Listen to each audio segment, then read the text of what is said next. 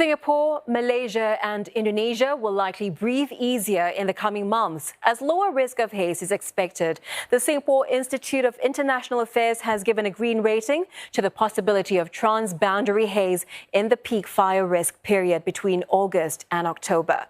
Now, the report is based on three key factors. The first is weather. Hotter and drier conditions make fires more likely to spread out of control. But the Institute is expecting a milder dry season ahead as the El Niño period that brings drier weather passes. The second contributing factor is market trends. Forestry commodity prices remain high compared to pre-pandemic levels, but they have since stabilized. And that means farmers are less likely to expand plantations by burning peatlands that produce haze. Now, policies are another factor. The Institute says current fire management efforts are strong and should be up to the task of managing fires this year, including efforts like re-wetting peatlands. But it cautions that Indonesia's plans for economic growth may pose risks in the longer term.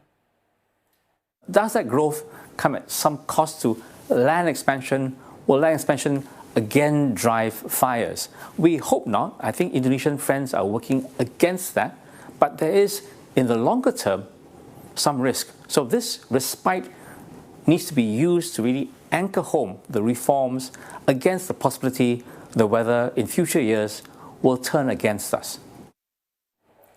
Technology is also making a difference. Companies are experimenting with AI and computer modeling to map fire risks. They are also looking at automation and genomic testing to plant the right seeds and geolocation tools to check deforestation.